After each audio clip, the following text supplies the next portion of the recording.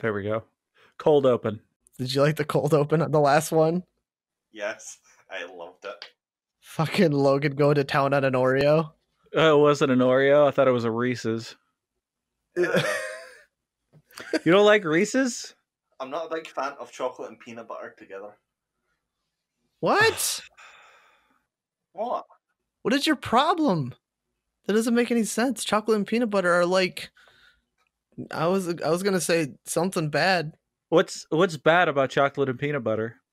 Nothing. I just don't think they go together very well because the first time I tried it was like a hot chocolate with peanut butter mixture. That doesn't sound too good, but it doesn't sound too awful. I would say we can't be friends anymore, but I've said that so many times that it just doesn't even make sense. Don't worry, it'd be like my dad telling me that I'm not his son. No matter how many times he keeps on telling me, the DNA test proves I'm wrong. I just took a DNA test. I'm 100% your son. You bald cunt.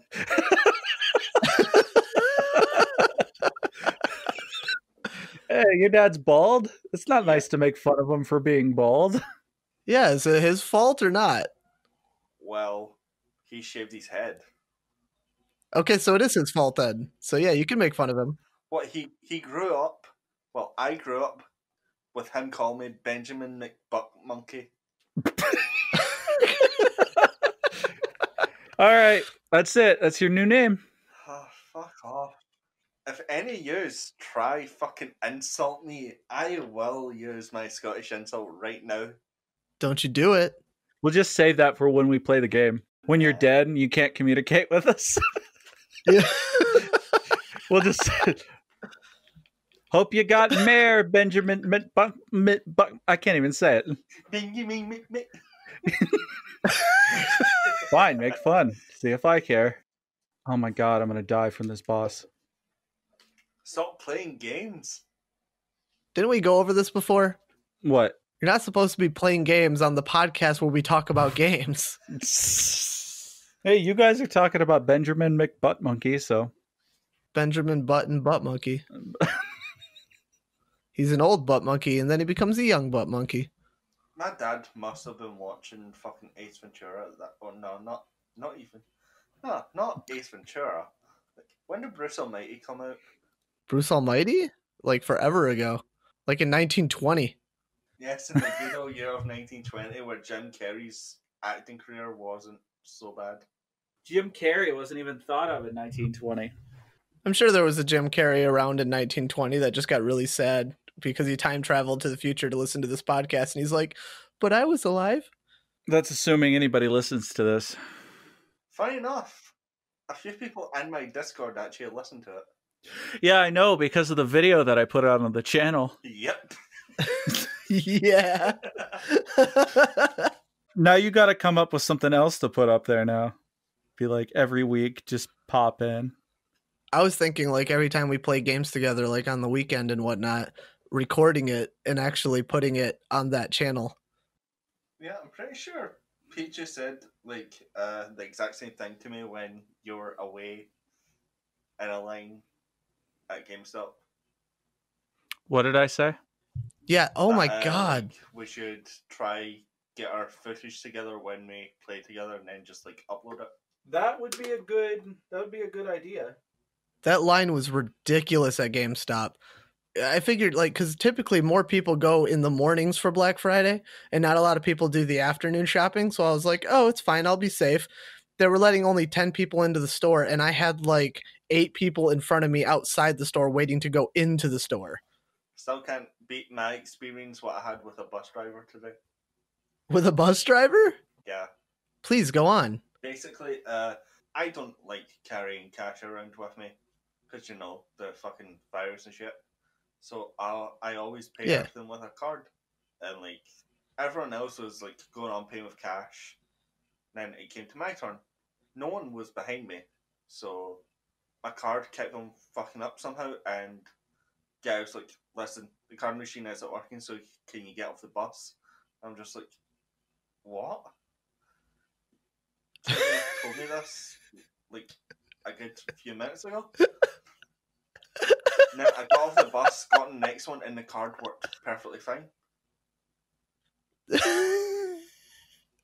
It was the same bus driver. If it was, I'd be fucking fuming.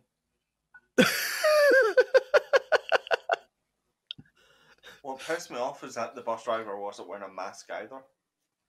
Oh, go figure. Fucking people, man. I was, like, coming at the doctors today after I got my meds, and there was, like, a bunch of really obese people not wearing masks.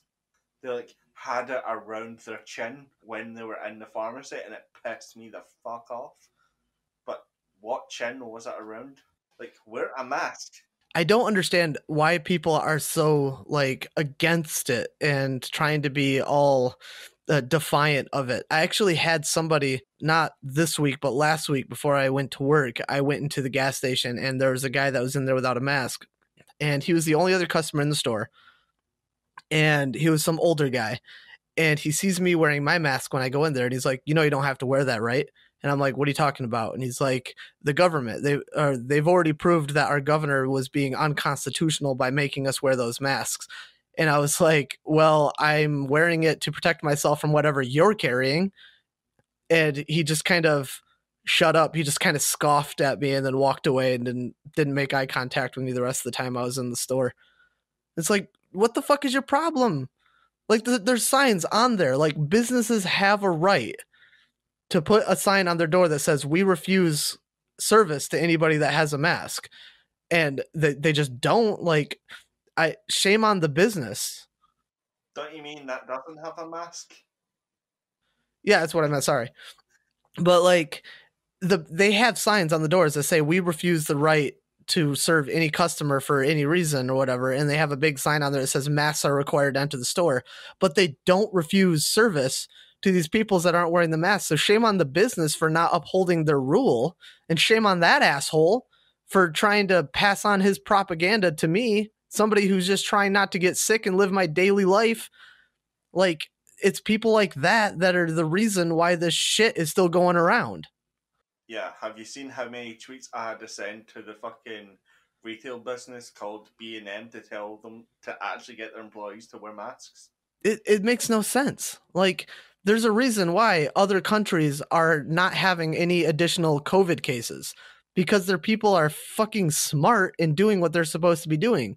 Meanwhile, over here in America, you got dipshits like that and all these other people that are like, well, it's my constitutional right to blah, blah, blah. And it's like, fuck you, dude. We're trying to get rid of this shit.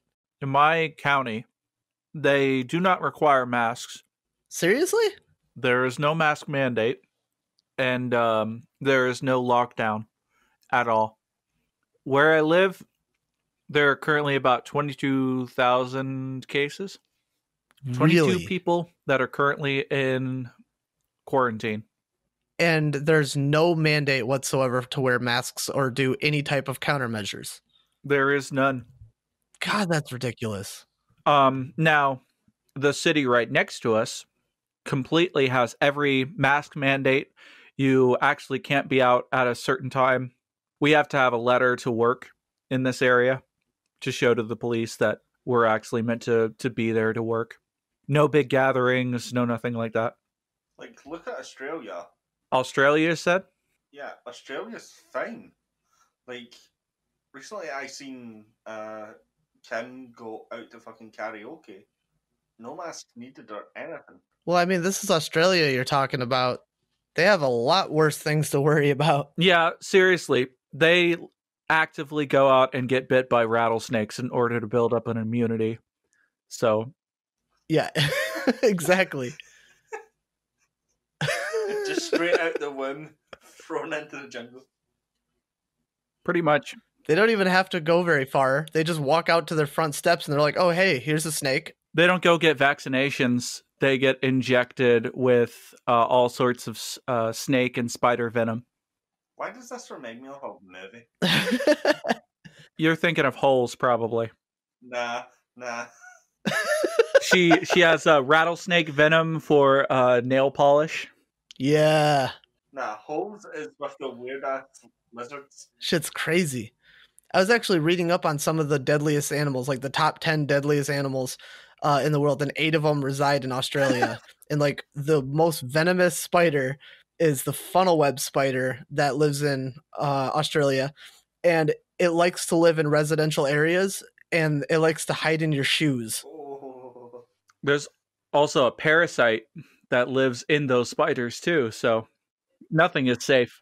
It's so common to get bit by these things, and you can die within 2 hours of getting bit by one, that every paramedic and medical professional in Australia has to keep an anti-venom of that spider on their person. Is it Australia? Have you heard about the cane toads that are poisonous? No. No. So they're an invasive species, and they apparently breed like crazy. So the way that people get rid of them is literally just like purposely kill them. They like run them over, and It's like open season. I think it's Australia. Yeah, it's open season. This guy is literally on video where he's going like, yeah, I just run over as many as I can as I'm going down the street. It's like, oh, okay. He purposely swerves on the road in order to run them over. But at least Australia has quokkas, so I mean, it's not all bad. Quokkas? You've never heard of a quokka? Nope. Oh man, they're the cutest fucking animals ever. They live on like Rottnest Island, and they're indigenous to this small little island. They have no natural predators, so when people come to visit the island, they'll just walk up to you and they'll take selfies with you and everything. And Oh, that animal. I don't even know how to spell it, but I think I remember what animal you're talking about. It looks like it's super happy all the time. yeah, super happy all the time. They have like the biggest smiles, but they're not allowed on the main island of Australia because if they do, they will fuck the ecosystem. There was actually a time when one of them got onto a trash barge that was happening, going by the island, and made it onto the mainland, and it became like a national security risk. Everybody was looking for this fucking quokka. Oh god. It was on their news and everything. They're like, you need to find this fucking thing. Don't kill it because they're a protected species, but we need to find it, we need to capture it, and we need to get it out of here as quickly as possible. Huh. Yeah. That's really funny. This little piece of shit, he could really fuck things up, huh? Yeah, it could completely ruin everything. But how? I have no idea, but it was a national security risk to have him on the main island of Australia. There's some octopus in some aquariums that kept escaping from their cages. So they kept changing the lock, and the fucking octopus was like still able to get out. Like, it was super smart. It was really funny. Those guys are really intelligent. It's insane. I remember I watched a video where somebody put one in a jar and it got itself out of the jar and unscrewed the lid from the inside and got out. Smart motherfucker. That's like the Finding Dory. That thing's crazy. Yeah. I was like, man, you do that to a human. You put a human in a jar, they're fucked. They'll just have an anxiety attack and just kill over in the fetal position and wait for death. They're gonna have to be fucked if they're in a jar. So I got a real serious question here. Why are we koalas on your Discord? Because I am tired, I am small, and I like to sleep a lot. And when he's threatened, he'll hop out of a tree and claw your fucking eyes out. Is that what koalas do? Yeah. You never heard of the whole jump bear thing? No. What the hell does that mean? Yeah, like they sleep 18 hours a day, eat eucalyptus leaves, and when they feel threatened and when they're like young or at risk of something, they'll just hop out of the tree, land on the face of whatever is threatening them, and claw their eyes out so they can't be seen. Huh.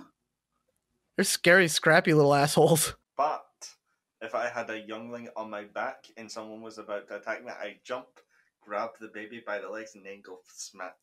Yeah, just swing it around your head and smack them. Use it as a weapon. Drop bears are apparently a myth. Oh no! Really? Yep. It's a hoax made up by Australia for tourists. I wanted that to be true. I wanted it to be true so bad. Yeah, so it's actually its own separate animal, and it has its own fictional scientific name, which I will never be able to pronounce. Oh. Thylarctus plummetus. Gee, I wonder where they got that name from. Thylarctus plummetus is a hoax in contemporary Australian folklore featuring a predatory carnivorous version of the koala. Man, I've just ruined your day, huh? yeah. I was hoping that koalas jumping out of trees attacking people and clawing their eyes out was a real thing. They have been known to go after like dogs and humans. Like, really, if they like feel threatened or anything. Koalas are silly. Apparently, they sleep a lot because they eat leaves that are very high in fiber, and it takes a lot of energy to digest them. So there was an aggressive koala, and a woman in December of 2014 apparently got bit because she was trying to protect her 2 dogs. So Get fucked. You ever, what about the blue-ringed octopus? You guys remember the blue-ringed octopus? No, please enlighten us. Oh my god, that thing is fucked up. So the blue-ringed octopus is like the size of a baseball. You could just pick it up and chuck it, but don't ever pick it up and chuck it because its beak, like if it bites you, it has like this, I want to say like neurotoxin. It basically paralyzes you and causes immense pain. So you're just sitting there. You can't move. You can't speak. Your body's on fire and you're just screaming on the inside, waiting for death. To be honest, when you said chuck it, all I imagined was someone picking up Octodad, chucking him, and all you hear is... So back to the States on this one. This is not exactly Australia, but there is a bug called the tarantula hawk wasp. Excuse me? Have you guys heard of this before? The tarantula hawk wasp? I've heard of it. I've heard of it, but I know nothing about it. I knew that it was like killed tarantulas and like hid its eggs inside it or whatever. And then when the eggs hatch, they would consume the spider, I think. That's what normal wasps do. Yeah, normal wasps do that. Oh, okay. So specifically this one, they're overall docile. They're not going to really mess with you unless you mess with them. And don't ever mess with them, because if you get stung by it, you won't die, I guess, but it'll be extremely painful. The only thing that any doctors have said you can do is just lay down and scream, because that is the safest thing that you can do if you're stung by a tarantula hawk wasp, because you're in such writhing pain that you will probably hurt yourself. So you just literally lay down in the fetal position and just scream. Yeah, is among the most painful of all insects, though the intense pain only lasts about 5 minutes. Can you imagine, though? That 5 minutes must feel like an eternity. Oh, yeah. I think I actually watched somebody get stung by this guy. Wasn't it like that guy who is used to being stung and bit by all these animals? Yeah, it was like that Survivor guy on YouTube.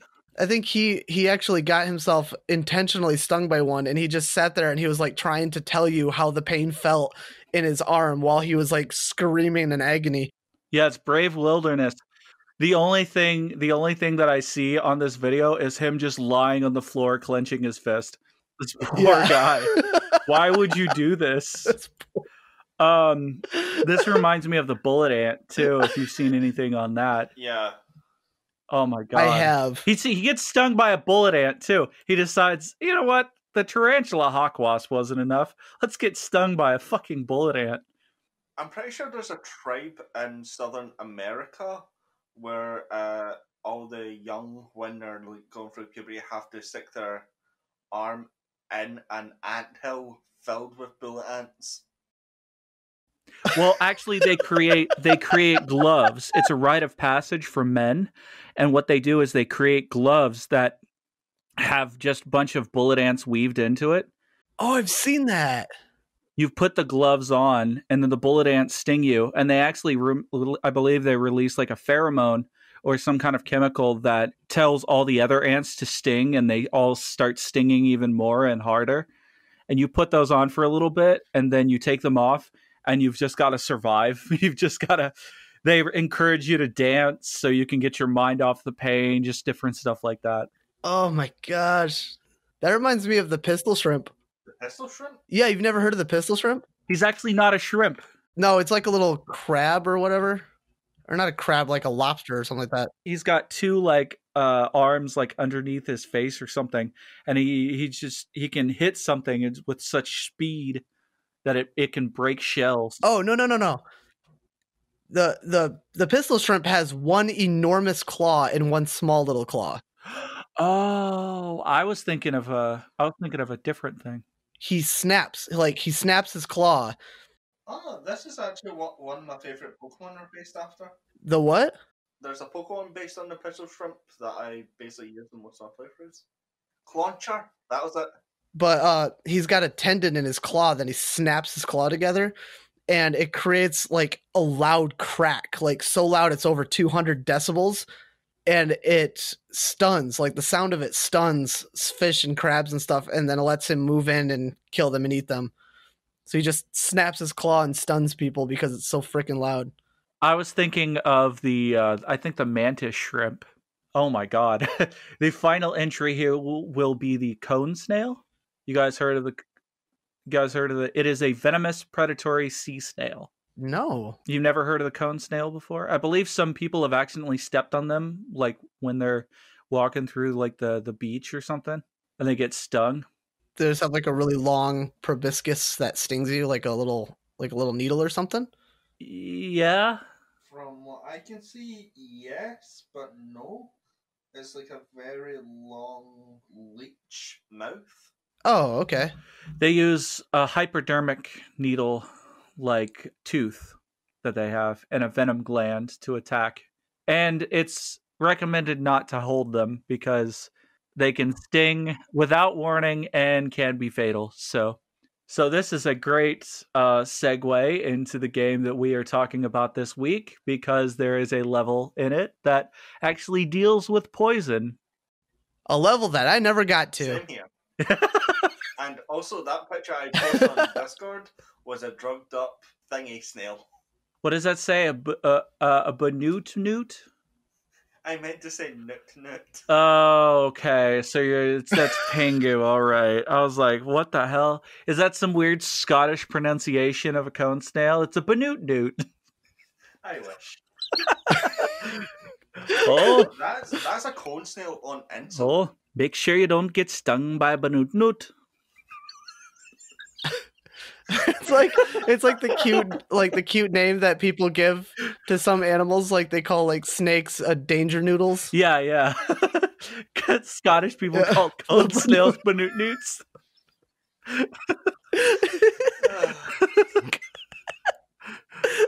Hey, you showed us Scottish Disney, so it's only fair. How did Johnny die? Oh, he was stung by a banut newt. You don't sound Scottish, you sound African there. Damn right I do. I can't do a Scottish accent. I just can't. Hey, Yeah, show us your best Scottish accent. Do you want me to be like that caring uncle who has to tell his nephew that his dog passed away? I don't want to be able to understand whatever the fuck you're saying. Okay. Listen, Craig, I'm sorry, but your dog's being killed by a nut. That's not right.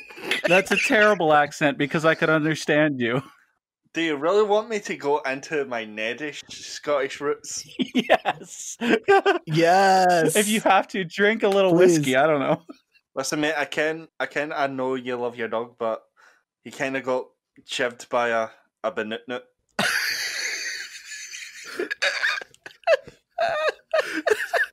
He kind of looked like a brown thingy on the floor, just going. Yeah.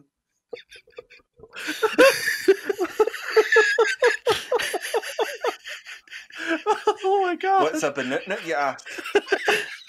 Now, have you ever seen a clam sticking out its tongue? Imagine that, but very long. Speaking of funny, we're going to talk about a game that we totally decided that we were all going to play for this week's podcast, but only Peaches did.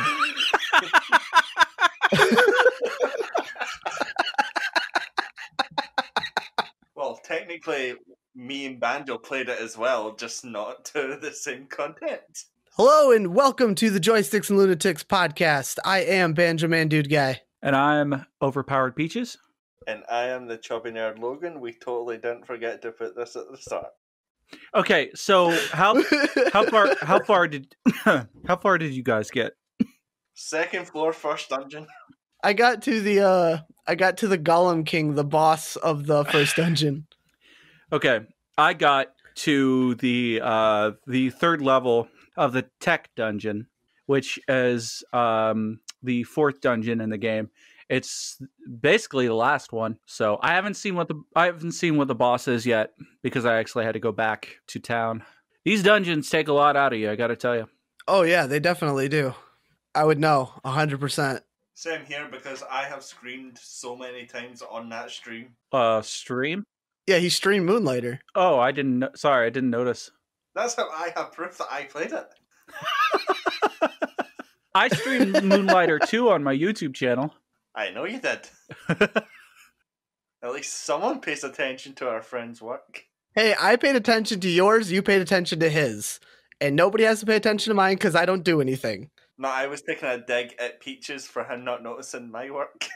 Well, look, I'm sorry that I had other things going on. Don't worry, I streamed it like at 1 p.m. So you would have been asleep. I woke up to the notification on Twitch saying the Chubby Nerd Logan has started a stream, and then you had posted like on your social media that you were streaming Moonlighter, and I'm like, oh, I missed it. Man, how long ago was this? Back when we first decided, like it had to have been like Friday or Saturday last weekend. It was right when we decided. Like during the week that I thought I had COVID. I'm so glad you didn't have it though, by the way. To be honest, I wish I did have it so I didn't have to fucking go to court. I actually put quite a bit of time into the game. We decided on last podcast that we were going to play Moonlighter. And Moonlighter was developed by Digital Sun, produced by 11-Bit Studio, and was released on a lot of platforms. Windows, Mac, Linux, Xbox One, PS4, back in May 29th of 2018. But we only care about the Nintendo Switch release, which was November 5th, 2018, because... Wait, no, hold on. I'm the only one that played it on the Switch, ain't I? Yeah, because we got it for free on the Xbox Gamepass. That's right. Okay, so I guess we do care about the other one. You also forgot about a special platform it's on. What special platform? iOS. Oh, goodness. I guess it's on iOS, too. The only platform isn't Android, which is actually quite annoying.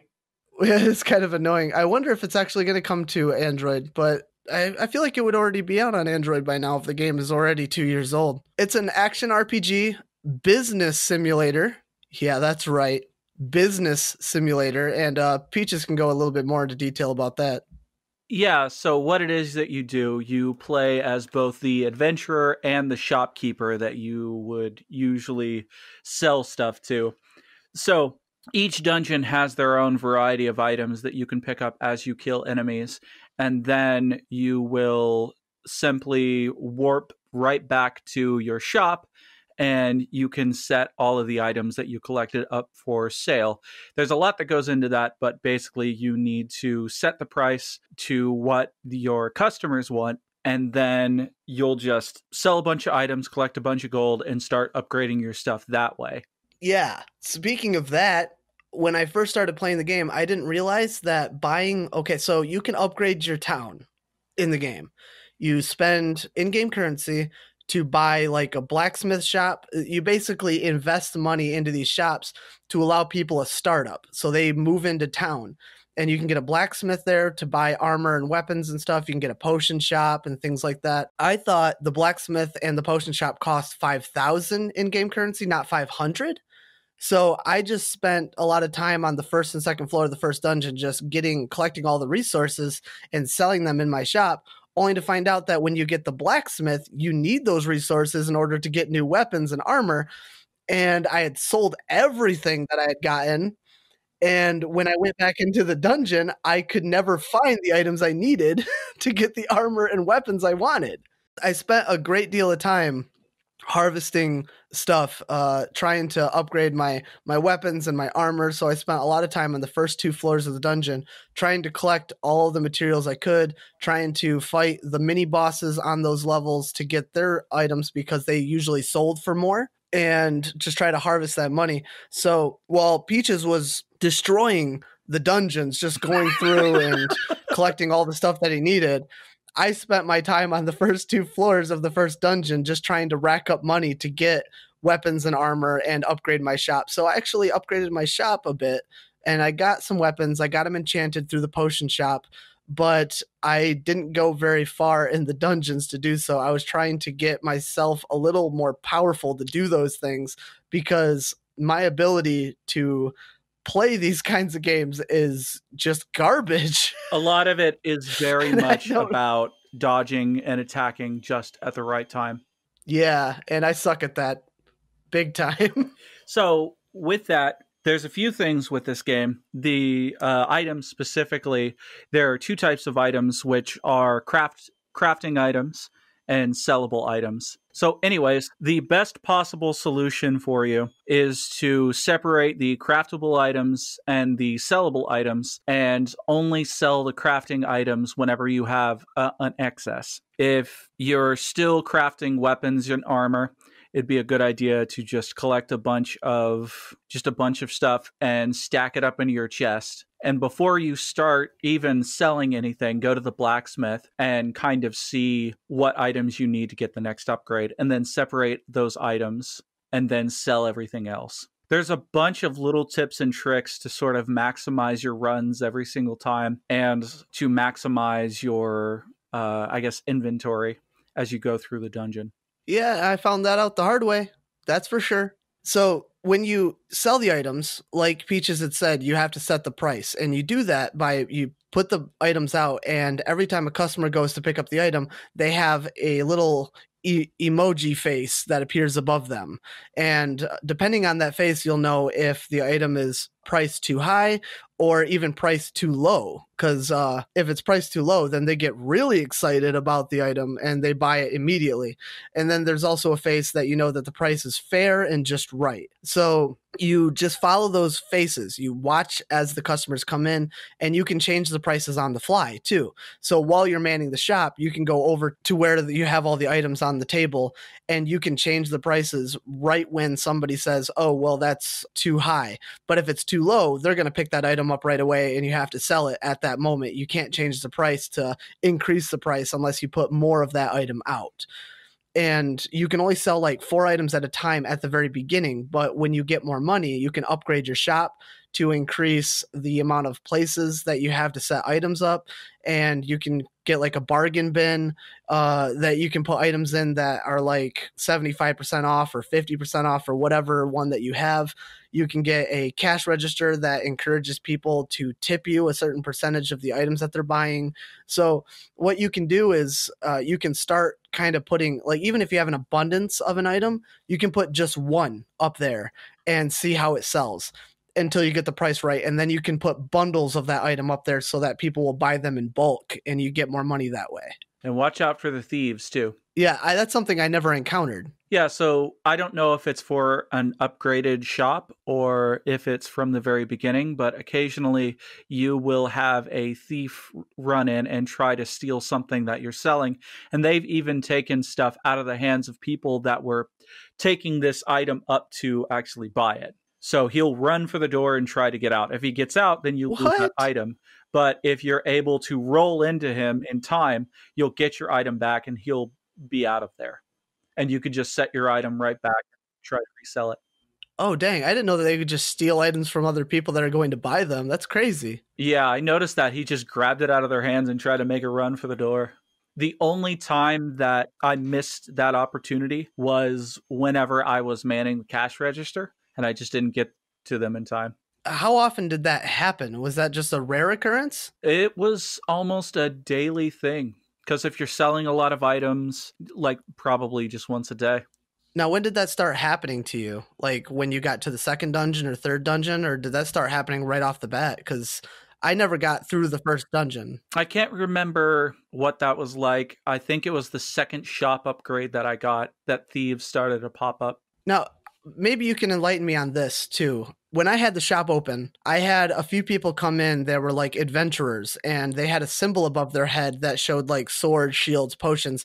Now, are those people looking to buy weapons and armor and stuff? That's the only thing that they will buy. They will not buy any other stuff. The only stuff that they'll buy is bows, arrows, really any kind of weapon. Even though they might have a big sword on their back, if it's a bow or a spear, they'll buy it. Oh, really? So if you go to like the blacksmith and buy a weapon, can you upsell it in your shop for adventurers, or is it only when you want to get rid of old gear? I think it's really only if you want to get rid of old gear. I haven't really seen what the price difference between the two are. I do know that when you the more and more you upgrade, the very stiff price that is. But I don't have any information on that. And what about you, Logan? Like, how successful were you in your shopping escapades? Basically, I tried my best to learn the prices on the go. Like, if I price something, just like Peaches said, if you price something too high, they're sad. If you price something too low, they're too fucking happy. But I actually learned the selling in bulk thing very early in the game. Like, if it's just cheap items that you'd really want to get rid of right away, the best thing to do is sell them in bulk, but like sell them for like a gold coin extra. Yeah, so another element in the game is like the supply and demand mechanic that they try to put in there, but there's sort of an issue with that mechanic because it really doesn't make like a whole lot of a difference. It's just that when the item is not very high in demand, you just have to lower the price. You can raise the price to a certain point. Most of the time, it's just fairly consistent. The supply and demand will typically change every single day. Yeah, like that was something that actually pissed me off. Where you have like the perfect price for something and then the person doesn't like it because it's not really high in demand. And then like the next day it could be so high, so low. I honestly just found that perfect price and kept it selling at the neutral point, because something that happens whenever you sell an item, so you'll set the price for it, and then when you go back to sell this same item at a later time, the last price that you had on there will still be there, basically. So you don't have to re-look up what price the items were at in your journal that it's recorded in. You just have to place the item there and it's automatically priced at what it was last time. Oh, and that's super nice because you also have a journal that keeps track of all the items that you've found throughout the dungeon. And in there, they're categorized by price almost. They're like sorted by price. It doesn't give you exact price to sell it at, but it gives you like an idea of where it's at. And then there's certain price markers. So you'll go in and some of the early stuff will be below this line that says 275 gold. And the closer they are to that line, the closer you can sell it to that much money. And any items that go above that line, you know that they're worth more than that 275 gold. And there's those lines every so often in there that kind of give you an idea of what you can sell your item at. So the story, just to kind of go kind of quick, the story isn't super in-depth really. You play as a character named Will, who is a shopkeeper that has a dream of becoming a hero.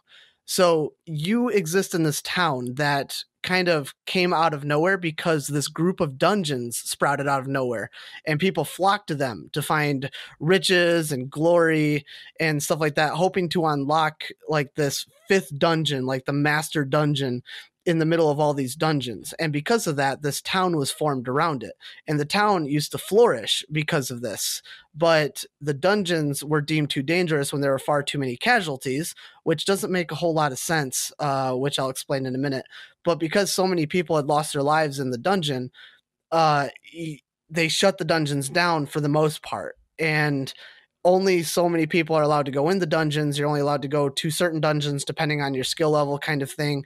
So Will starts at the very first dungeon and he's supposed to go into the dungeon, collect items, defeat monsters and stuff, and then sell those items in his shop because he's kind of tasked with restoring the shop and the town to its former glory. But that's it. You know, he's constantly being told to not worry about the fifth dungeon. Don't go crazy, just do what you can to get the items to sell and try to up the popularity of your shop, bring people back to the town, but give up your dreams of becoming a hero. But he, of course, as the player, you know, you want to continue forward, and the higher dungeons you get, you know, the more valuable items you get, and certain dungeons have certain items that are distinct to that dungeon. So as you progress, you know, you're of course trying to unlock this 5th dungeon. So you're a Moonlighter in sorts because you open the shop during the day, but at night you're an adventurer and you're going into the dungeon and stuff, which you don't have to go into the dungeon at night. You can go during the day. You don't have to open the shop every day, but you get better drops and better rare items at night in the game. And of course, the dungeons are a little bit more dangerous at night too. So there's kind of give and take there. But that's essentially the story behind it. You know, you're just trying to restore this town and your shop back to its former glory while not dying in the dungeon. And when I said about the whole not dying in the dungeon, as you go in the dungeon, you'll find certain little camps that other adventurers had left. And there's little notebooks in there of their notes that they're talking about. And if you die in the dungeon, you don't really die. It's not game over. The dungeon just kind of spits you out and you lose pretty much almost all the items that you've collected, except for the ones that were on your person. So you can store items on your person, a few small select items on your person, and then the rest go in your bag, but you lose everything in your bag if you die. But the dungeon spits you out when you die, so you can't really die in the dungeon. Does that make sense? Yeah, you just get knocked out and then it throws you out. You never truly die. Yeah, and one of the papers that I had found in the dungeon had said something along those natures, that you don't die in the dungeon just kind of spits you out and you're covered in ooey gooness.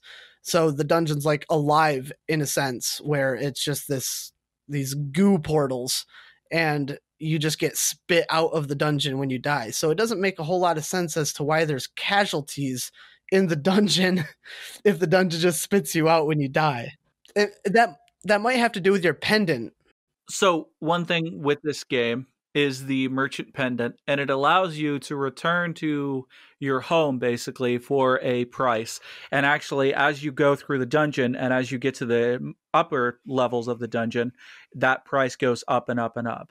So even like, let's say you reach the forest dungeon or the tech dungeon, that'll be priced at a much higher price than the column dungeon was. Yeah, and that's like because when you enter the dungeon, you can't leave the dungeon the way you came into the dungeon. The door locks behind you. So in order to get out of the dungeon, you have to use your pendant. And you can only use your pendant in rooms with no enemies. So you have to defeat all the enemies in the room or whatever before you can use your pendant kind of thing. But it costs gold, like they said, in order to get out. And that allows you to keep all of your items. Now, you got to also be careful because when you open up chests and stuff and the items sometimes have a qualification almost, like they have to be placed in a certain part of your bag, or when you return to town, they will destroy a certain item in your bag. So you have to be strategic with where you put the items in your bag when you return to town to make sure that you don't lose anything valuable. Something else with that as well, there are certain items that will break, and what they're called curses. And some items will break the curse on other items. So it just depends on where you put. And you also can't stack a cursed item with a normal item. So if you have the two, they go in separate spots in your inventory. And you don't have to sell items in your shop in order to make money off of them. You can't sell them to other vendors, but after you get to the second floor of the first dungeon, you receive a magic mirror of sorts that any item that you place on the mirror in your inventory will automatically sell and give you gold.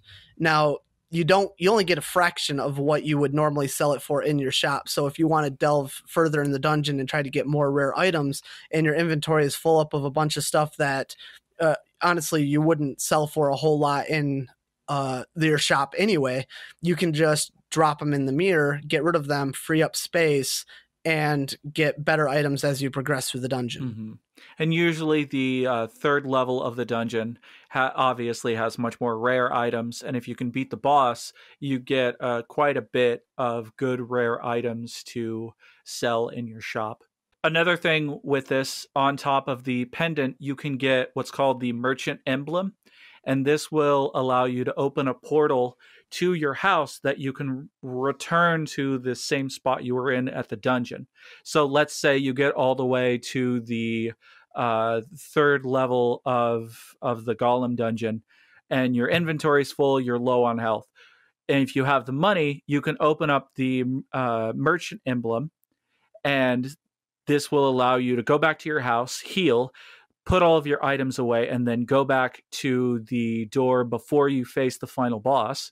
And you can go in there with full health, kill him, grab all the good stuff, go back to your house. Oh, that's cool. When do you get that? I believe it is the 3rd level of the dungeon. Dang, that's super helpful. Either that or is the forest dungeon. I can't remember. I breezed through these pretty quickly. Well, you did play them like for hours on end. Yeah, like right after we mentioned this game, I got it, downloaded it, and just started going to town. So, I have a question though. What up? Do you think someone's completed Moonlighter with just the broom that you start off with? You know what? If they have, I want to meet them because they're the most hardcore gamer I've ever seen in my life, because that broom is fucking useless. That really is. Yes, it is. Yeah, you probably get an achievement for that, though. Who goes into a dungeon with a broom thinking that, oh, I can fucking, smack these golems? You know what? I'm going to do it. I'm going to stream it. You're going to go through the whole game with just the broom? I'm going to rebuy the broom. Did you actually sell your broom? Yeah, I got rid of it. I didn't want it anymore. Can you actually upgrade the broom? I don't know about upgrading the broom. I did not see anything like it. It just sounded like it was a starting weapon. That's all it was. And it was likened to the spear. So with that, there are a couple different weapons you can get. You can get a sword and shield, which you can attack, obviously, but then you can block attacks with the shield, but it has a very short range. You can get big swords, which are very slow, but they do a lot of damage. You can get spears, which you have a very long reach, but they're not quite as much damage as the big swords. You can get gloves, which are shorter range, and you can't block. Can you block? I didn't notice that.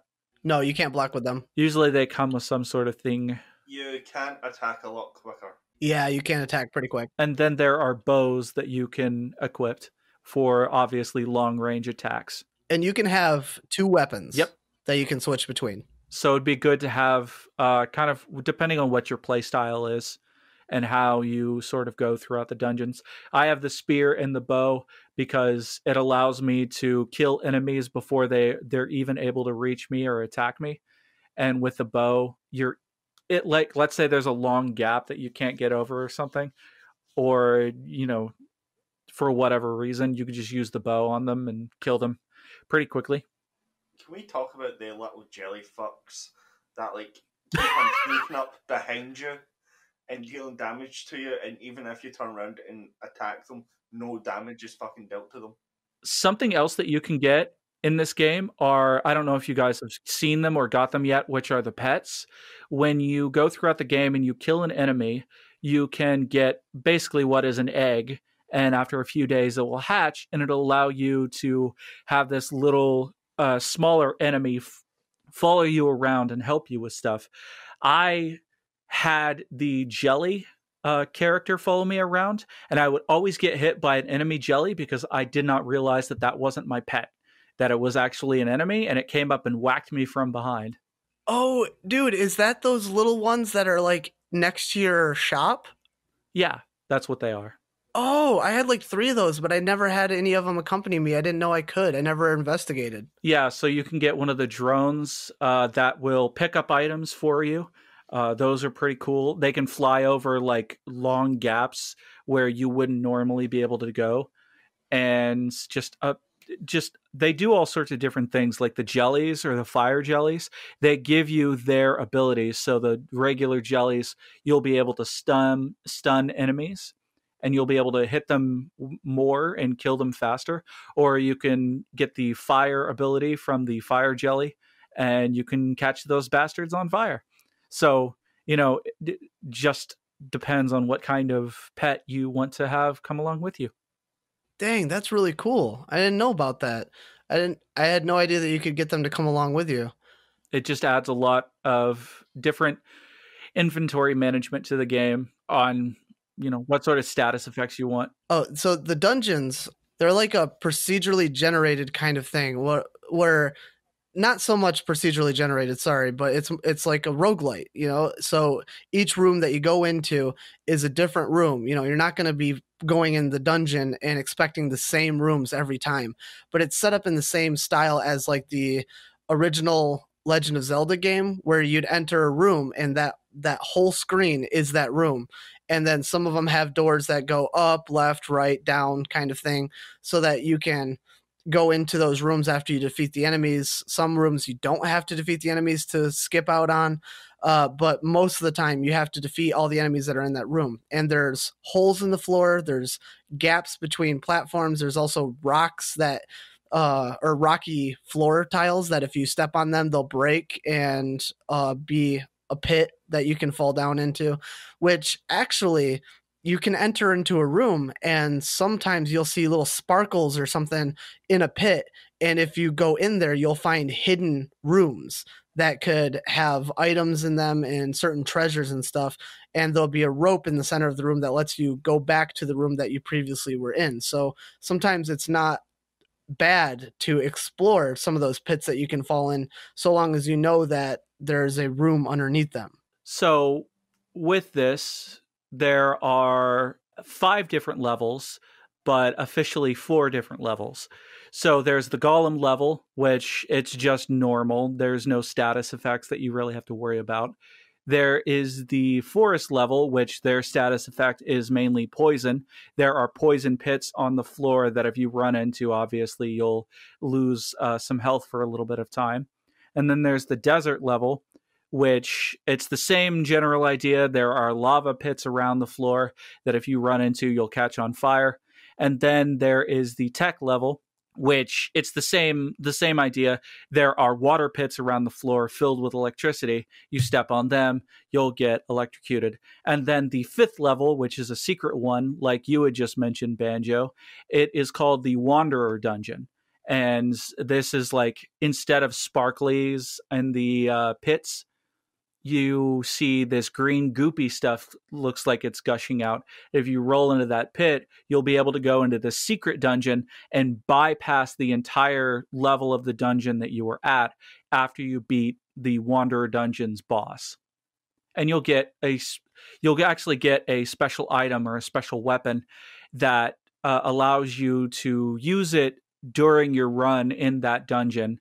And when you leave and you go back to your house, that wanderer item, that wanderer weapon disappears. Yeah, which I never encountered. I never encountered the goopy stuff yet. And that's if you'd ever encounter it. But as you go through the game, you get harder and harder Wanderer dungeons. So the Tech Wanderer dungeon is much harder than the Golem Wanderer dungeon. And that's not even including the DLC, which just adds a bunch more to it as well. But I haven't seen much of the DLC. Yeah, that's essentially the game. You go into dungeons, you kill a bunch of dudes, mess their shit up, steal all their stuff, and then sell that stuff to all the unknowing townsfolk.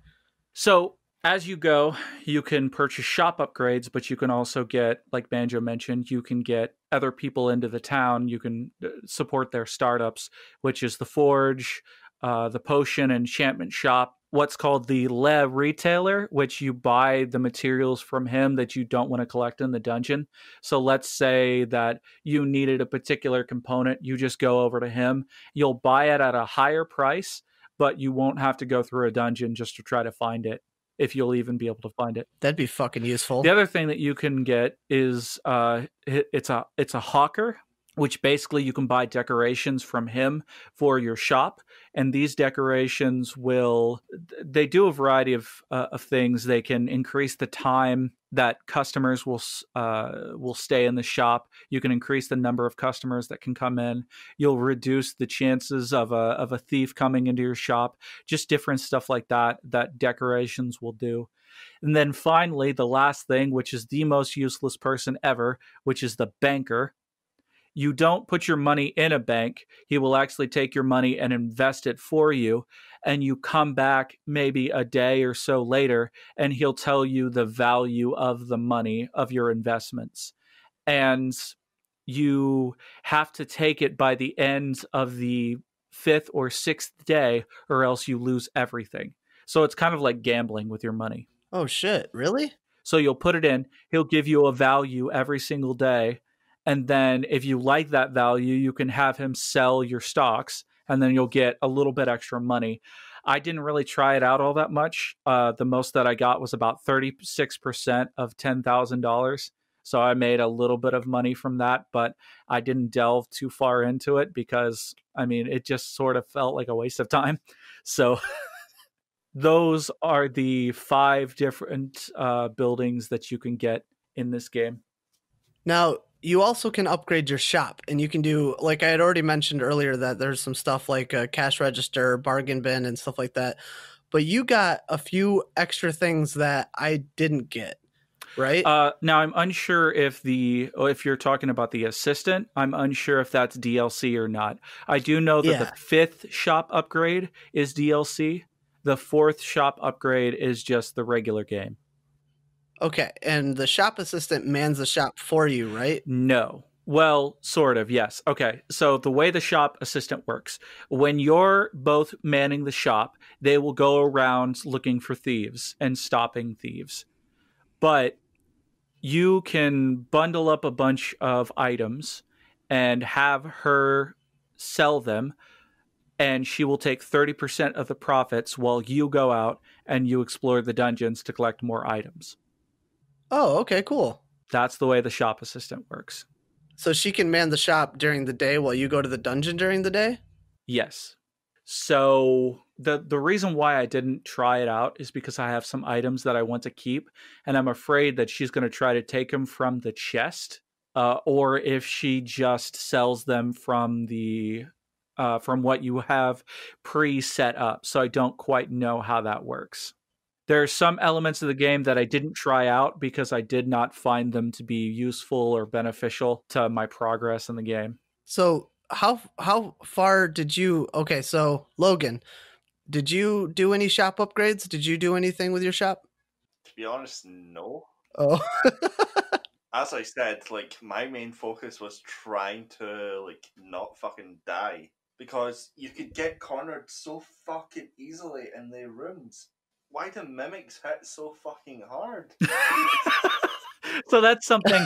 So occasionally you'll find a chest in a dungeon, but sometimes obviously that chest will be a mimic, and these things are fucking relentless. So one good way to kind of get the first hit in is to get close and then try to whack a chest to see if it turns into a mimic instead of trying to open up the chest first. Yeah, and you can't open up the chest until all the enemies are extinguished in the room? Yes. So it's locked until then. Another thing with a pet, what he'll do, so the pet knows what is a chest and what is a mimic. So automatically the pet will go over and whack the mimic, and it'll activate him, and he'll start jumping at you. So it just depends on how you kind of want to fight him. That's why I kept on saying this game's unforgivable. Well, you have to use the dodge roll mechanic and attacking just at the right time.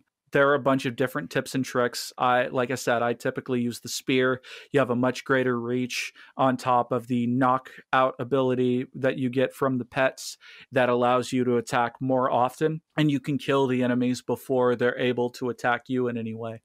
They're still assholes. They are. So there's so many times I found myself in a room, and I've defeated everybody in the room. I have like half health, no healing potions, and I just go, I can probably take one more room. It'll probably be an easy room. And then it wasn't. And then I died. And it sucks because that happened way too many times. When you have basically an almost full or full inventory, honestly, if you're just collecting items to sell, just get out. Just get out, go back to your shop and collect gold, and then go right back into the dungeon again. Yeah, it's safer to not just say one more room. Yeah, but that's the thing with us. We've always said one more room. That is exactly right. We've done it in Hades. We do it in Yeah. So I don't know if you guys encountered him or not. So there are 2 ways that you can encounter a special character that you really can't kill, and it's the Wanderer Guardian. So there are 2 ways to find him. The easiest way for you to take too much time or not do anything in a dungeon. And then if you take too much time, suddenly a giant green blob will appear, and he's completely unkillable, and he'll follow you throughout that one floor that you're on until you either leave the dungeon through your pendant or you kill the boss and leave out that portal. So it's literally just to try to hurry you up. The other way that it can hurt you is through those sparkly secrets that you were talking about, Banjo. So occasionally you'll roll down those sparkly holes and you'll see a book on a pedestal. And if you pick it up, the Wanderer Guardian will appear and he'll follow you throughout that first floor. So it can completely ruin your run if you're planning on collecting items or beating the boss if you pick up that book. So it's this giant green blob that follows you around and you cannot kill it until you actually leave. And you haven't discovered the purpose of those books, right? You just said that they sell for a high value, but you haven't figured out if there's anything extra to do with those books? Not at all. So each of these books, they are unique to each dungeon, and they come in 3 volumes, but I have not figured out what they are for, so I literally just kept them when I found them.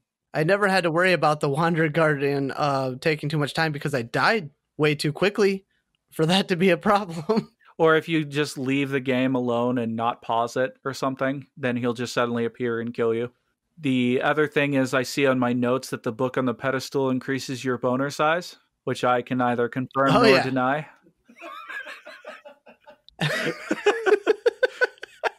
For anybody that's listening at home, we shared notes, and apparently there's been an addendum to my notes about what these books actually do. Logan, why would you do that? Hey, they're your fucking notes.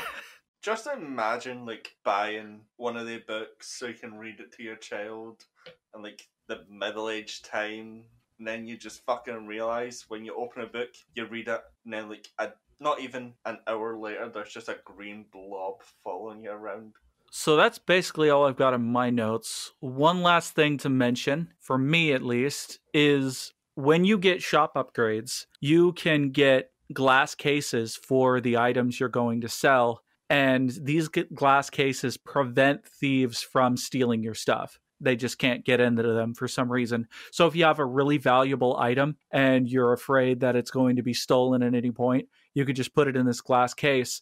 The customers are able to get it out, but the thieves are not able to for whatever reason. That is really fucking retarded. So as you get more upgrades, you get more glass cases to get them in. The other final thing was the armors that you get. They are specific to the dungeon. So the forest armor protects you from poison. The desert armor protects you from lava. The tech armor protects you from electricity and so forth. And you get those through the forge? Yes, you can get those through the forge, but you have to collect the items that are specific to that dungeon. So you have to collect the forest items to get the forest armor. Oh, okay. Yep. See, I have no idea. I didn't get that far. All right. Well then, Logan, final words on Moonlighter. Why were the thieves so stupid? My tired mind is just going on like these high class thieves can like just steal shit out your store, but no, as soon as it comes to glass, they just go. It's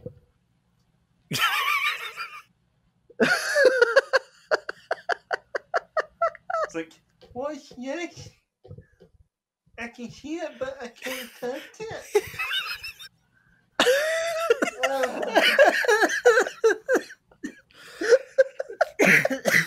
You're going to be great for Phasmophobia later.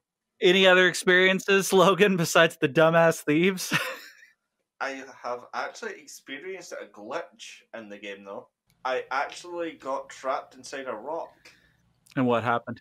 Really? Yeah, like, I had no idea how it happened. I just got trapped inside the rock. And was that during your stream? Yeah. Cool, I'll go back and watch it. Was it, like, outside of the dungeon or in the dungeon? In the dungeon. Huh. Like, for some reason, I glitched into the rock when I was trying to hit, like, the spitting chests, I'd say they were called. I'll just call them spitters. I was trying to hit the spitters, and, like, for some reason my character glitched into the rock, and I could not move until I defeated that spitter. I had moments outside of the dungeon where I was like attacking boxes that couldn't be destroyed. And when you attack, your character does move forward a little bit. And sometimes you'd find yourself like your sprite on top of that box or inside that box, but you could usually just move out of it. But it sounds like that's not the case for him. Yeah, it was like a weird coded. Maybe it's coded into the game where you like attack and you move a few pixels in that direction. So that was Logan's entire experience with the game. Thieves are stupid and rocks are glitchy. Yeah, so Banjo, what was your experience with the game? I really liked it. It's unfortunate that I didn't put as much time into it as you did. I had a lot going on. My ADD was really messed up and I was playing like 9 games at once kind of thing. So this whole week has been kind of crazy. So I've been... You also got Age of Calamity too, so... Yes, I did. I got Age of Calamity. My wife's been super into Overwatch, so I've been playing that with her. There was a couple of games that have been on sale because of the whole Thanksgiving Black Friday deals, so I bought a couple of those games as well. So my attention has been split up among several different games, and it is unfortunate that I didn't put as much time into this game, but I'm definitely going to be playing more of it because I really enjoyed it. It's a lot of fun. I like games like this. I really like roguelike games. I like the top-down dungeon aspect of it. It's very unforgiving, but the challenge is fun. You know, it does seem pretty fair. Like, it does give you a pretty good window to block or dodge out of things. Enemies telegraph their attacks pretty well. You know, and some of the smaller enemies, you know that you can one-shot them if they get too close, and they're going to mess you up if they get too close. So you know that you can take them out pretty quickly. Larger enemies all have pretty open windows. You know, like I said, they telegraph their attacks pretty well to give you a chance to dodge.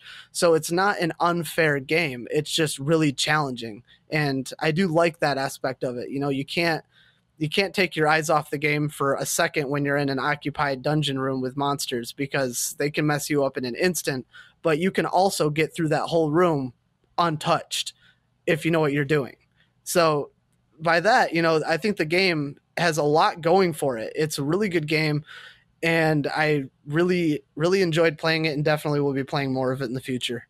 I suck at running a shop, though. So I was the one that got the furthest, and there's so many different tips and tricks that you can use in order to be pretty successful. One of them would be to hoard all the items that you can, figure out what ones you need to upgrade your stuff with, and then sell everything else. I would keep all of the red crystals that you can find, use weapons that give you a further reach, so you don't have to be all that up close and personal. Different stuff like that really benefited a lot. I was actually able to buy every single upgrade. The only thing that I don't have is the tech stuff, but... And those red crystals you mentioned actually allow you, like the potion shop, once you have the potion shop paid for and in your town, you can enhance any existing armor that you have to give you better stats. They increase your armor, increase your health.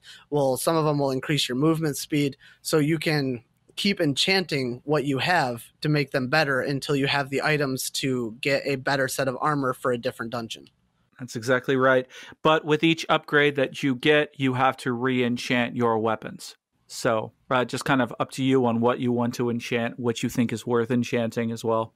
My experience with this game is essentially each and every single dungeon kind of follows the same beats, where each enemy is unique, but every single one is sort of generally along the same line. Like, you'll have hazards on the floor that you have to dodge, like poison, lava, electricity. Those are just incredibly commonplace. It's just, the thing is, it just felt kind of like facing the same boss. Same dungeon over and over and over again. When you get to the new dungeon, it's essentially just starting from square one. You're figuring out the dungeon, you're collecting items, you're selling them, you're getting the better armor, and then you're able to go to the boss and beat him. That was basically the entire game. It wasn't a whole lot of newness because almost every single level was the same except for a higher level of difficulty and better value of items that were offered through the game. There are some unique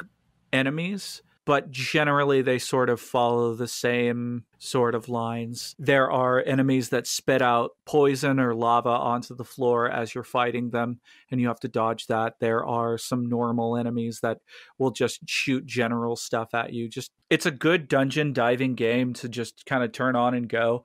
I'll listen to music in the background, or I'll watch other YouTube videos and just kind of enjoy myself. But I can understand why some people might drop off a little bit early and kind of find the game to be a bit monotonous.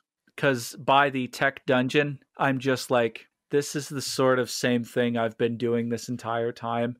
Just kind of a different theme. That's really all it was. I just picked a nose hair. Now my eyes are watering. Cool. Totally just to the experience of the game. That's what it is. You sound like a fucking bee on ecstasy. There's a lot of this game is a lot of fun, and I will say that the shopkeeping is a very novel idea, and it's pretty rewarding, especially when you can figure out the price and you can sell bulk items, and you get just a ton of money. By the time you get to the tech dungeon, you'll be just rolling in dough, but eventually you just have nothing else to buy. So it is super fun, but I guess you've just got to have the same brain as I do, where I just find the simple stuff pretty fun. I'm like, yay. I still have yet to see what the wandering items do, and I still have yet to beat the tech dungeon. I do plan on finishing the game and seeing what the last level is. Apparently it's just the boss, but I'd like to see kind of how it all resolves itself. But that's sort of everything on the game.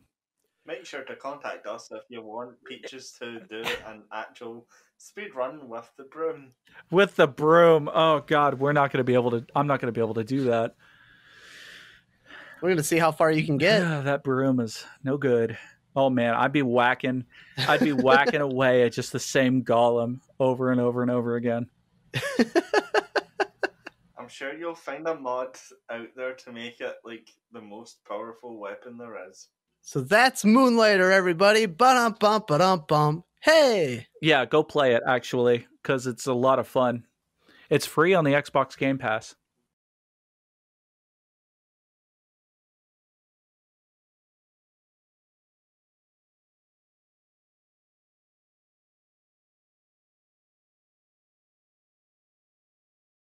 We had quite a lot to say about Moonlighter. I was actually surprised that we talked so much about Moonlighter. There was so much, and there was actually one last thing that I never got to. I think it was something really small.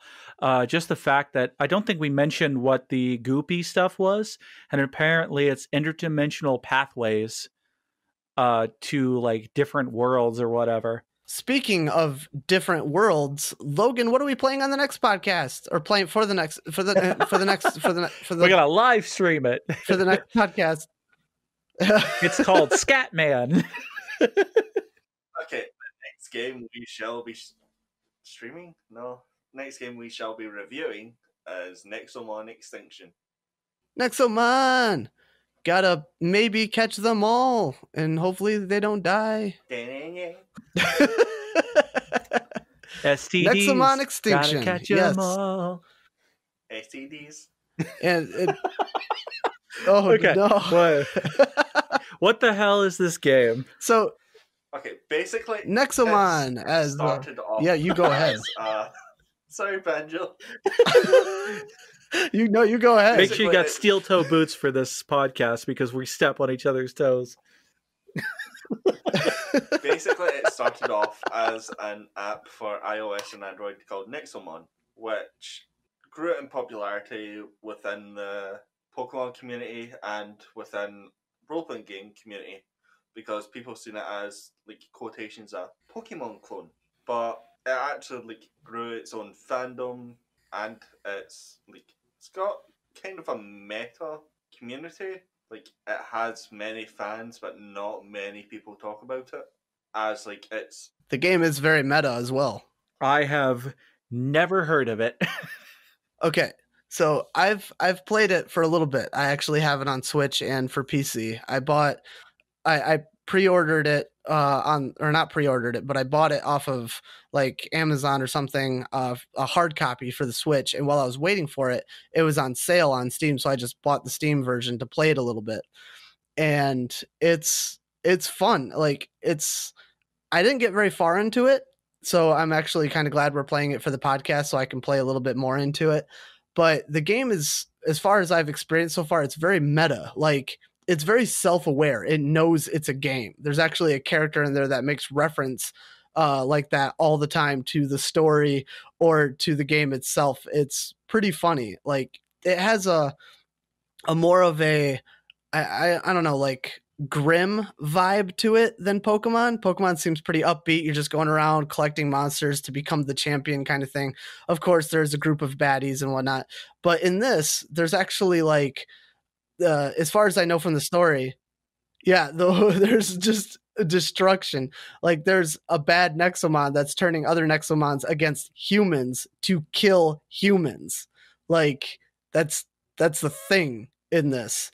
And I'm assuming that's why the game is called Nexomon Extinction, because you're trying to collect all these Nexomon on your team so you can battle the bad guys that are like this cult or whatever that are trying to aid the Nexomon extinction. I don't know. I haven't gotten that far in there. So it seems like the Nexomon are actually trying to actively destroy humanity. And there's only a few safe spaces, like safe towns, that are left for humans to live in because they're being constantly murdered by these creatures. That's as far as I've gotten in it so far. I believe that describes it. Yeah.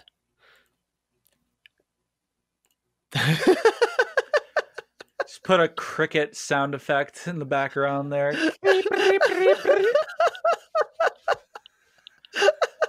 Well, I don't want to talk too much about it. Yeah, exactly. But what would you say your predictions are for it, Logan? Have you played it? Yeah, I actually streamed it like when it actually first came out. So the next podcast is just going to be talking about my experience of the game.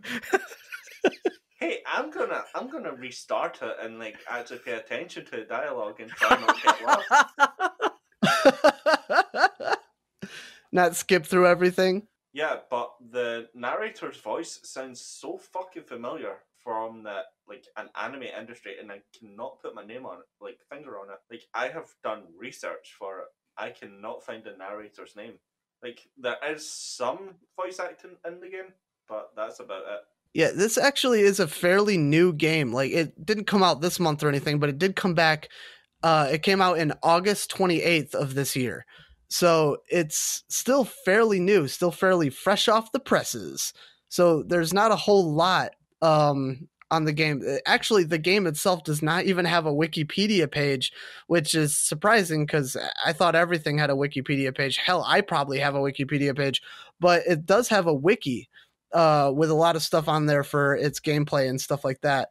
So it's essentially all new. So we're going to be experiencing this game from the get-go. I don't know why I clicked over to my Moonlighter notes, but I did. Yeah, you basically start off with, you can choose from 9 starters, but you could find the starters later on in the wild of the ones that you didn't pick. Yeah, so that's one thing that I noticed in the game. Like, so the short amount of time that I played in the game, I realized that certain Nexomon are considered rare or ultra rare, common, uncommon. So all the starters that you have, you don't have to worry about just like picking a starter and not getting all of the others. Like you said, there's 9 starters in the game, and all the others can ultimately still be found in the wild, but they're just rare Nexomon. So if you find one, you definitely want to catch it.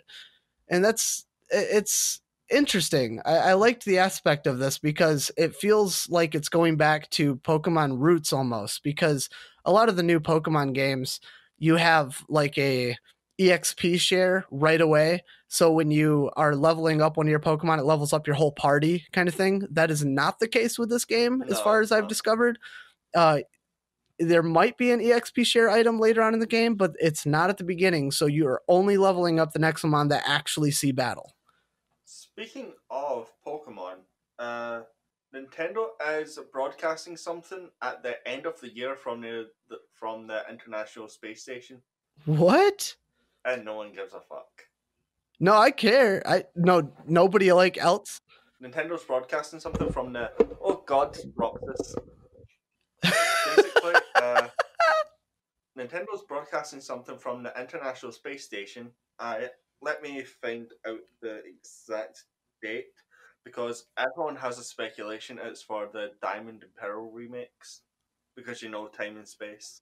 That would make sense. Yeah, that would make sense. That would be okay. I would hope that they would. I figured that they would bring it to the Switch, right? I mean, they're not giving two fucks about the 2DS, 3DS thing anymore. Their entire focus has been on the Switch lately, which makes sense. I mean, it's a portable and home console. Why would you want to put stuff exclusively on a portable console when you have this? I don't want to say powerhouse because it's not, but it, in comparison to like the 2DS and 3DS hardware, it's a hell of a lot more powerful than those. So, like, why make games for those anymore? Do they still make games for the 2DS and 3DS? No, they actually got discontinued from making games last year. Really? Really? Yeah. But the Nintendo Wii is still selling fucking Just Dance games. Oh, yeah, for sure. I know that they're shutting down all, like, online servers for the Wii U. Like, next year, I think in March, they're finally discontinuing the online service for Super Mario Maker or whatever for the Wii U, and that was released pretty close to the end of the Wii U's life, so that'll pretty much mark the end of like almost all online services for the Wii U. Yeah. Also, I looked up the date. It's New Year's Eve from the International Space Station. New Year's Eve. I'm definitely going to be paying attention to that because that sounds interesting. It makes sense that it would be a Pokemon game.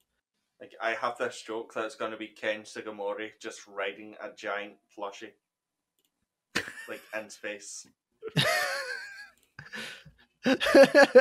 Space cowboy. So, Banjo. But yeah, Nexomon. You do not have a Wikipedia page, but I found a few interesting things. Oh, go on. I found stuff from 2013. Oh. I found your Reddit. Oh no, stay off that. Oh, it's too late for that.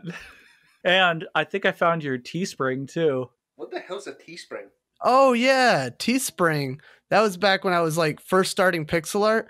I had there's a thing, a Teespring, where you can put designs on t-shirts and stuff and sell t-shirts and whatnot. Yeah. And I created that a while ago just to see like if anything was of interest. Of course, nothing was interesting at all for anybody to buy, but I put forth the effort to try to see if there was anything that I could do. But my pixel art was garbage. So how long ago was this? The Teespring thing? Oh man, we're going back in time here. Yeah, how long ago was the Teespring? It had to have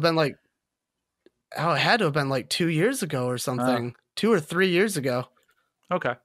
Yeah, I was gonna say couldn't find a Wikipedia page, but when you did, I found everything else. Yeah, it's not hard to find me on the internet, and I pray for anybody that does find any of my stuff on the internet. Back to Nexomon and everything. I'm actually really interested in playing more of this game because apparently it has over 300 unique Nexomon to capture in this game. So that's pretty crazy that, a game, I don't want to say it's a Pokemon clone because it has its own base following and everything. And Pokemon can't really hold the capital on monster hunting or capturing games and stuff like that. It's just the cornerstone of that particular genre, I guess. There are several other games out there like that. Like, what is it? Dragon Rancher? Isn't that one? Monster Rancher, thank you. Monster Rancher. And then, you got Digimon. Digimon games let you do that stuff, right? That's more of a capture game and stuff. So there's other games out there that are... sometimes. Yeah. So there's other games out there that have that genre. It's just Pokemon is the number one that people go to. But I'm excited to see all the different designs they have for the Nexomon in this game. And I actually really like the art style. The art style is really nice. It's not pixel graphics. They actually have two-dimensional sprites on the game, and they look really nice. The graphics look nice, and the game just, when I played it for the short amount of time I played it, it was a lot of fun, and it was very pretty. I like the game. It looks really nice, so I'm interested in playing more of it. So apparently it just says, you start off in an orphanage at the beginning. You get to choose your own Nexomon, and you just start your life as a trainer, or in this game, a tamer, because you're not really training them as much as they are evil little creatures that you need to do your bidding. But it says right here, 381 Nexomon. Damn. Holy shit. 381 of them. That's crazy. Well, we better get catching. Yeah, we're going to have to play a lot of this game to see all that there is. And the game is not very forgiving for what I've played. Like, oh yeah, it's really fucking difficult. Yeah, it's a very challenging game. So I'm very interested to see how far all of us get playing this game. It's going to be, I'm skeptical, but I used to be a big Pokemon fan, so I'm interested to see what this game has to offer. You're talking to someone who tries to nuzlocke the hardest Pokemon games out there. Really, you? The what? You do Nuzlocks? Yeah, and yes, on my phone, but they're so fucking terrible, and even this game is so unforgiving. Trying to grind is almost impossible. Yeah, it's really difficult. Unless you go to the right areas. Yeah, it's going to be a fun one. I'm very interested to see how far all three of us get in this game before the next podcast. So, if you guys look at the starters right now, who are you going to choose? The starters. Let me take a look real quick. I'm not looking at the starters. I'm looking at Banjo's search history. Don't do that. I feel bad for you if you do that. I don't know, man. I think we've got the very similar interests. Oh, okay, cool. They have 9 starters. Okay, so there's a ghost guy. There's a normal element, an electric, fire, plant, psychic, wind, and water. It looks like. I think I'm missing one. Rock. Okay, they are pretty adorable, actually. I think when I first started it, I started out with the ghost guy because I like how he's holding his head. He's kind of like beheaded little Nexomon. But I think for this one, I might go with Gekoko. Yeah, the electric little gecko, because he looks really stupid and I love him. Probably Noki, but that's just because water is my typical go-to. And I think I will choose the little rock T-Rex. The little mineral guy? Yeah. He's got little nub arms and chicken legs. He's adorable. Well, looks like we better, train cats. There's shinies? Wait, there's shinies? Yes, there's shiny equivalents of the starters and Nexomon. Oh, so dang. Shiny and normal equivalents. Do you think there's shiny equivalents to all the Nexomon or just the starters? Dang. I'm going to say all of them. This game has... you can tell that Pokemon definitely plays a part in the inspiration to this game, but it definitely also has its own form of combat. Very similar to Temtem. Yeah, so Temtem is a MMO, monster capturing RPG, and it has the same kind of playstyle as that, because if I remember correctly, your Nexomon have stamina, and your moves take certain bits of stamina, and then you attack, and the more powerful your moves, the more stamina it takes, and then once you run out of stamina, your Nexomon basically have to rest to build up that stamina in order to use more powerful moves again. So you have to be very strategic with your combat, but I can't remember all the details, so I'll definitely go more in depth with that on the next podcast. But I remember it's not like Pokemon has PP, but your PowerPoints. I'm a child. I'm sorry. PP for this move. When she tells you to go deeper. I'm a child, but I'm gonna go ahead and install this game right now, and I'll be getting getting on it here very shortly. So once we end the podcast, it will be a good time to start. Oh shit! I think he wants. I think he something. wants to stream something. Yeah. I did not stay up to almost 1:15 in the morning just for you to fucking bail out on me again. See, he's very upset because he wants to actually survive a round of Phasmophobia. Best of luck. Hey, I survived the first 2 games we played. Just Linda made my PC crash. Yeah, after you threw your flashlight at the ghost. All right, but there we go. Hold on. Actually, Peaches, you didn't give your predictions on the game. I thought I did. I thought I said I really enjoyed Pokemon, and I'm interested to see what this is like. I can imagine it has very similar elements to Pokemon with some variation. Let's see what else. You get to customize your character, which is pretty neat. You mean customer characterization? Yes. Anyways, I don't really have too many predictions because that's basically what I can think of. Is it just looks very similar to Pokemon, and I'm interested to see sort of what they divert away from that very popular franchise and how they kind of become their own thing instead of just being what would be a copy and paste version. But we'll see. Heck yeah. And that'll about do it for this podcast. Thank you all so much for listening. It has been a pleasure having you. It was a lot of fun. I know we kind of went off the rails on especially at the beginning, but it's been a very fun one.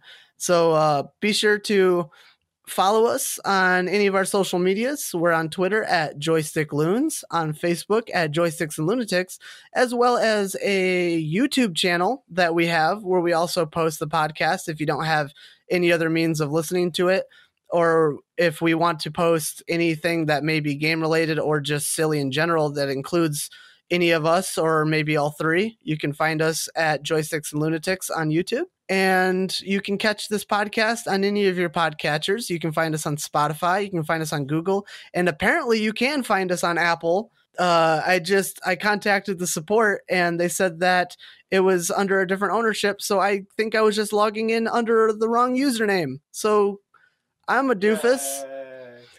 So yay. We're on everything. So be sure to listen to us on whatever you want. If you want to, you can refer us to a friend, whether you love them or hate them. It can be good either way. So be sure to also give us a rating if you don't mind. Ratings are super helpful for us early podcasters. It helps spreads the word and everything. So you can send out any tweets or Facebook, share us on anything to get the word out and get more people to listen in on this thing that we have going. And be sure to follow us on any of our own personal Twitter accounts. You can find me at BanjomanDudeGuy. You can find me at OverpoweredPeach. And you can find me at TheChubbyNerd1. And be sure to watch The Chubby Nerd on Twitch, as we will be streaming. Or he will be streaming a lot, and will occasionally include streams that will also include myself as well as Peaches. So be sure to follow him on there to watch all of the silly Scottish antics. And speaking of Scottish antics, Logan, how about the insult of the week? I have been holding this in for a good week now. This is a good one. Okay, so your ma has a fanny like a skydiver's mouth and a face like E.T. had a cum stroke. Jesus. Oh, that's a lot. That is a lot to deal with. Jesus, man. You guys do know what fanny is slang for, right? Yes, Okay, I do. We've seen plenty of Scottish Disney to know what fanny means. I don't know, man. I still think tits on a pigeon wins so far. Tits on a pigeon wing. That one is still pretty good. I really like the crayons one. I've actually used it. So Who did you use it to? My brother-in-law. He's asking me about how to do something in a game, and I'm like, I have neither the time or the crayons to explain this to you. And he just stared at me with a blank face. I'm gonna try to use the pigeons one on my boss and see what happens. All right, well, that'll do it for this week. Unless anybody has any final words. Check spam mail. Oh, I checked the spam mail this morning. I didn't have anything new. Okay, time for us. We don't have any spam mail, but we've got 2 people on the YouTube channel that laughed at the video that I put out there of me licking a Switch cartridge. You're all welcome for that. It made their day. Tranquility Gaming said this made my day, and Guinea Pig said this was great. So thank you to those 2. I love how it has 11 views. It has 11 views? That's our most viewed video. What the hell? Tranquility Gaming is the guy I actually suggested our podcast to. He said his kid loved the intro music. Oh, of course. Well, thank you. That means a lot to me, actually. So that's the mail in the comments for the week. How do you feel, Peaches, knowing that more people have watched you lick a Switch cartridge than listen to our podcast? Oh, I'm sure you're just giddy. You're super giddy over there, like, oh yeah. You're just so happy about it. I can tell. You can hear the smile on my face. All right. Well, thank you all so much for listening. This has been a pleasure. Bye, everybody. Bye, guys.